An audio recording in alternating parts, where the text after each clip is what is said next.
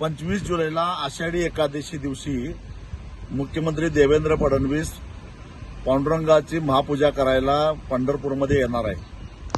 त्यावेळी त्यांना 13 जिल्ह्यातल्या 25,000 एकर शेतजमीन बेचिराख करून शक्तीपीठ महामार्ग करण्याचा जी बुद्धी सुचलेली आहे ती दुर्बुद्धी नष्ट व्हावी, त्यांना सुबुद्धी सुचावी आणि हा शक्तीपीठ महामार्ग रद्द करण्याचा निर्णय त्यांनी जाहीर करावा।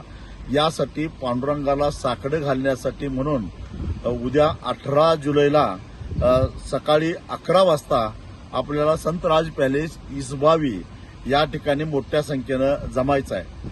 आजच विदर्भातील मराठवाड्यातील शेतकरी पंढरपूरच्या दिशेनं यायला निघालेले आहेत आणि सांगली कोल्हापूर जिल्ह्यातील शेतकरी सुद्धा मोठ्या संख्येनं इसबावी या ठिकाणी सकाळी 11 वाजेपर्यंत येणार आहेत। विशेषतः कोल्हापूर जिल्ह्यातील आणि मिरज तालुक्यातील येणाऱ्या शेतकऱ्यांना माझी विनंती आहे की सकाळी 8 वाजेपर्यंत अंकली टोल नाक्यावर मोठ्या संख्येनं आपल्याला जमायचं आहे, एकत्रितरित्या जायचं आहे आणि त्यानंतर 10:15 पर्यंत सांगोल्यामध्ये गेल्यानंतर सांगोल्याच्या शेतकऱ्यांनी आपल्याला जेवण करण्यासाठी म्हणून तिथे एक व्यवस्था केली आहे, पण घरातील आपण आणलेली घरातली शिदोरी त्या ठिकाणी सोडायची आहे आणि तिथल्या शेतकऱ्यांनी केलेल्या व्यवस्थेचा लाभ घेऊन आपल्याला बरोबर 11 वाजेपर्यंत संतराज पॅलेस इसबावी या ठिकाणी जायचं आहे आणि त्यानंतर तिथे एक छोटीशी सभा होईल आणि मग 13 जिल्ह्यातील आलेल्या शेतकऱ्यांना एकत्रितरित्या घेऊन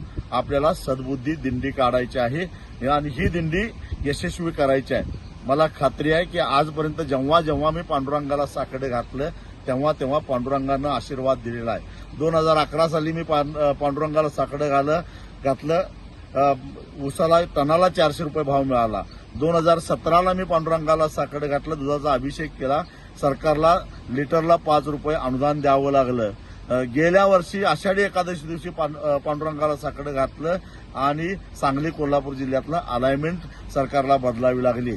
यावेळी 13 जिल्ह्यातल्या शेतकऱ्यांना मुक्त करायचं आहे आणि मोठ्या संख्येनं या उत्साह दांडगा आहे, परंतु शांततेनं आणि भक्तिभावपूर्ण आपल्याला ही दिंडी काढायची आहे। या दिंडीत सहभागी व्हा एवढीच माझी विनंती आहे।